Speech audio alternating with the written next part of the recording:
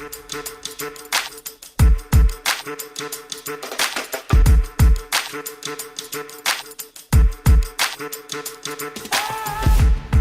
to the Trickle Up. I'm Mia. What's on the low today, Russell? Today we're going to talk about Andrew Yang's bold prediction. If you have seen it on Twitter, I think he talked about it on his podcast as well, on the Yang Speaks podcast. And his bold prediction for the next year would be the emergence of a third party. I don't know about you, but I think there's not been enough press on this because this came from the mouth of Andrew Yang, who has been a staunch advocate for the Democratic Party for a long time, right? For him to say that a third party is going to emerge, I think people are sleeping on that fact. I honestly think that it's about time we have a third party. I don't know whether or not I think it's actually going to happen or not, but we should have one. It's long overdue. None of the parties actually represent enough people that even they have a majority of the population enfolded in them. But you got to think, I mean, you're right. You're right. If ever there was a time for a third party, it's now. Because if Trump taught us anything, it's that somebody who is a populist could win an election. All you have to do is master the internet, and Andrew Yang is a master at that. I think he realizes what's going on. He knows that the Democrats are corrupt. He knows that the Republicans are corrupt. And he realizes and understands that it's time for a third party, because if this pandemic has taught us anything, it's that the people in Washington do not have our best interests at heart. Absolutely. In the meantime, that also kind of leads into the another one of the predictions of Andrew Yang, which was that ranked choice voting is going to become a thing in 2021 for probably a lot of states, and we could hope nationwide. What do you think about that, Russell? Ranked choice voting has to happen. It has to happen. It makes so much sense, and I don't understand why it hasn't happened. And I kind of believe that the only reason it hasn't happened in all the states, because some states do have ranked choice voting, I believe, right? Yes, I think New York has ranked choice voting. I believe, if I'm not mistaken. Yeah, I want to say Maine, but nope, just New York City. It makes sense. It makes sense to have ranked. I mean, Maine and Alaska. But the reason that it's not is because the establishment on both sides have been fighting it for so long. They don't want to change the system, because if they change the system, then they lose all that power that they've accumulated for so long. Yeah. And so that's why they haven't pushed it through yet. It's kind of like how gerrymandering has the advantage of guaranteeing certain Democrats that they'll keep their seats, so they don't really have an incentive to fight against that when it comes to state lines being or county lines being drawn and districts being drawn for voting. So anything that doesn't incentivize a change is going to end up not getting addressed. And that's kind of your point, right? Yeah, there's been so much corruption for so long. And it's corruption that's on both sides. It's not just the Democrats. It's not just the Republicans.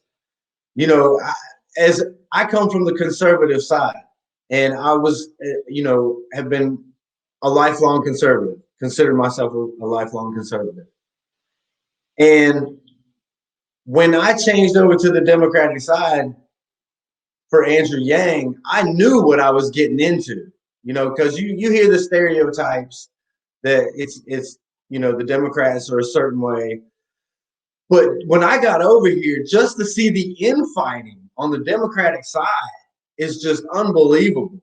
It's unreal how they treat each other on the Democratic side.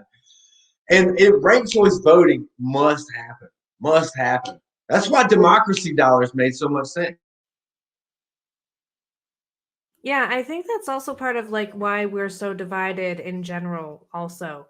You have to hardline on some issues and agree with people you would normally disagree with in order to be following the party line on something that you believe in, like really that's central to your moral being. If it lines up on the right side, you have to justify being on the right side with all these other things that you don't necessarily believe. And the same with the left, Right. So you're making a compromise of your other morals that maybe you don't hold as dearly in order to hold on to one moral. And when you have multiple parties, you can enfold that a lot more easily without forcing people off to the fringes, off to the polar opposites of each other that are being built to try and acquire votes. It's a bad system. And I've heard the argument, that there is a third party. There's the Libertarian Party. There's the Green Party. None of those parties are viable because none of them have the strength that the DNC and the GOP that they have. And the two established parties, not to let them get to that point. Right. So that's why they won't let the Libertarian. They won't even let the Libertarian candidate, go on the debate stage. Yeah, absolutely. I think that we definitely need to rethink how we do voting in general. And I think ranked choice voting is probably one of the first priorities, and follow it up by how we choose what parties get a platform in general, like at debates and such. That's really important too. Well, he did make one last prediction, which we in the Yang Gang and across the UBI spectrum are very happy to see, which is cash relief. We will be getting that in the 2021 year, according to Andrew Yang, and I absolutely believe it. How likely do you think it is that we get another stimulus or recurring checks? Well, that brings us to our next topic, as a matter of fact, and that was the Georgia elections. It looks like that they have won both seats. And because that has happened, now the Democrats are in control. And the first thing that Biden promised was to up everybody's cash relief to $2,000. And that was, from what I understand, per person. I don't know how, without looking at the actual bill that they will pass, how it's going to, play out. But now that the Democrats have won and McConnell is no longer the majority leader, they have no excuses. There are no excuses not to give relief to the people now. Yeah, I think even Chuck Schumer signed on to saying that $2,000 checks was the big goal that he was going to start with as a opening to the Senate changing. Not even Biden being sworn in. He said that the moment the Senate changes, that was what he was going to go after, I think. Yeah. So we have a lot of hope for that, I think, very quickly.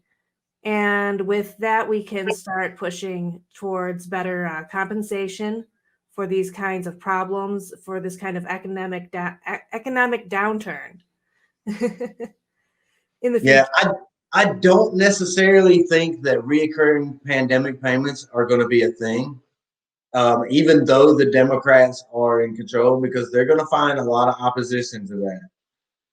So I don't think that that's a very likely scenario, but I think that if we can at least up it, let's start with getting the rest of the money, the extra however much it is, $1,400 to the people, and up these stimulus checks, because there are so many people suffering. My gosh, my sister just today, she was telling me okay, my mom she has COVID. She's contracted COVID. She's in a home, and they have now transported her to another city. And my sister is telling me just the financial strain that she's going through right now, dealing with my mother's sickness, and it's so heartbreaking to hear. It's and that this is so many people's family in America today. What's the statistic that 70% of Americans can't afford an unexpected $500 bill? Just listening to your story before we even jumped on here, it's heartbreaking. There are so many stories of so many people in need that, my gosh, can we at least get this? Can we at least get this out to the people? Okay, Russell, I am wondering where we can learn more about you and what you've been doing before we sign out here. You can follow me at Bbox Reality on Twitter, or you can visit our Grassroots Yang Gang channel like you see it on the screen. And you can find me on Twitter at Mia Songbird. It's also listed in the description below. I'm also on the Yang Gang Roundtable on Saturdays in general, sometimes other days too. And I do Humanity Hangs Tuesdays and Fridays at 6 o'clock and 8 o'clock, respectively. Thanks for joining us, and let us know what you think about this in the comments section. While you're here, go ahead and hit the like button, subscribe, and we'll see you next time on The Low.